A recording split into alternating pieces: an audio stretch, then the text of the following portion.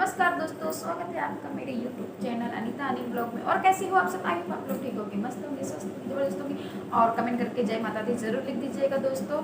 और आज मैं आप लोगों को बताने वाली हूँ, जिउतिया पर्व आने वाला है, जो कि नहाए खाए और पारण का सही समय मैं आप लोगों को बताने वाली हूँ। और तो बहुत से लोगों के क्वेश्चन तो ये थे कि गुरुवार को जो नहाए खाए पड़ रहा है जिउतिया का, तो उसमें हम गुरुवार को तो सुहागिन महिलाएं बाल नहीं धोती हैं, तो ये ज़्यादा क्वेश्चन चल रहा था, मैंने देखा वाईटी पे।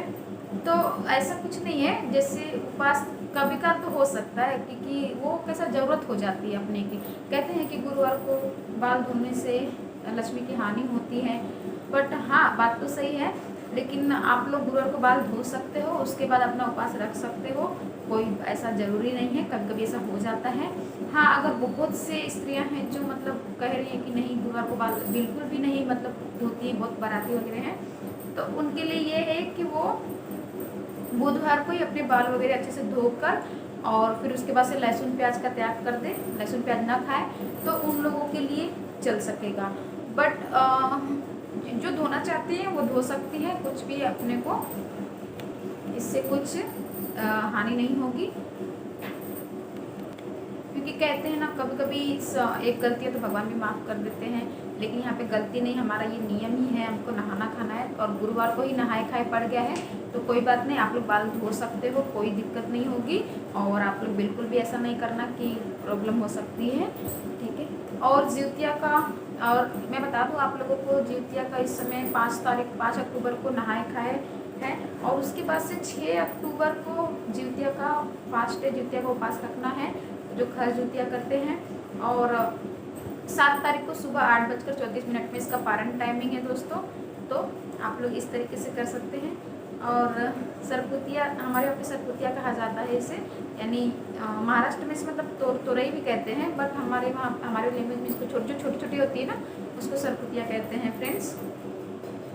और ज़रूरी नहीं है कि जिउतिया में हम नई साड़ी ही पहने, नहीं, आप 1-2 बार को जो साड़ियाँ पहनी हैं कपड़े वो भी पहन सकते हैं, ऐसा ज़रूरी नहीं है दोस्तों। और बिहार झारखंड में तो फ्रेंड्स हमारे यहाँ तो सिर्फ सरपुतिया की ही रात को सब्जी बनती है, और जो चील और जीमुत वाहन के लिए जो रखते हैं ना, तो जो भी आप लोग बनाए, ज़रूरी नहीं है कि पूड़ी बना दीजिए, रोटी बना दीजिए, कुछ भी जो आपकी इच्छा है। वो चील को सियारिन के नाम पे भी रखा जाता है, जीमुत वाहन के भी नाम पे रखा जाता है, तो सबके नाम पे रख देते हैं। जो सरगी कहते हैं कि जो मॉर्निंग में उठ के हम सरगी लेते हैं, तो उसी समय है वो सब लोगों के लिए रखा जाता है फ्रेंड्स।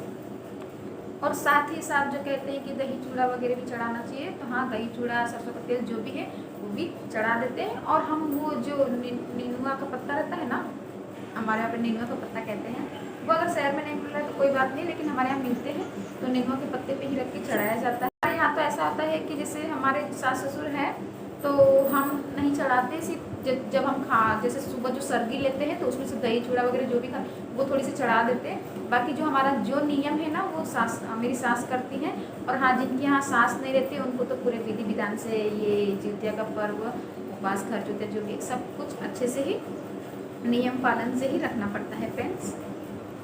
और दोस्तों, आप लोग चील सियारिन की तो जिउतिया में कहानियाँ हमेशा सुनते होंगे, बहुत बार सुने होंगे, और महाभारत से भी तो जीवित पुत्रिका का उल्लेख महाभारत में भी किया गया है। तो आइए जानते हैं। धार्मिक मान्यताओं के अनुसार जिउतिया व्रत का संबंध महाभारत के काल से जुड़ा हुआ है। पौराणिक कथा के अनुसार जब युद्ध में अश्वत्थामा के पिता की मृत्यु हो गई थी, वो बहुत क्रोधित हो गया था और पिता की मृत्यु का बदला लेने के लिए वह पांडवों के शिविर गया और उसने वहां जाकर 5 निर्दोष लोगों की हत्या कर दी। उसे लगा कि वो 5 लोग पांडव थे, लेकिन उसकी इस गलतफहमी की वजह से पांडव जिंदा बच गए। जब पांडव अश्वत्थामा के सामने आए तो उसे पता चला कि उसने पांडवों की जगह द्रौपदी के 5 पुत्रों की हत्या कर दी है।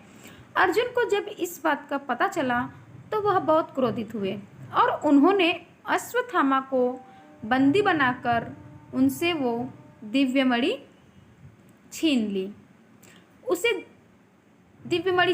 इस बात का बदला लेने के लिए अश्वत्थामा ने अभिमन्यु की पत्नी के उत्तरा के गर्भ में पल रही संतान को मारने की योजना बनाई। उसने गर्भ में पल रहे बच्चे को मारने के लिए ब्रह्मास्त्र चलाया, जिसकी वजह से उत्तरा का गर्भ नष्ट हो गया। लेकिन उस बच्चे का जन्म लेना आवश्यक था, इसलिए भगवान श्री कृष्ण ने उत्तरा के मरे हुए संतान को गर्भ में फिर से जीवित कर दिया। उत्तरा का संतान गर्भ में मरकर जीवित हुआ था, इसलिए इस व्रत का नाम जीवित पुत्रिका पड़ा।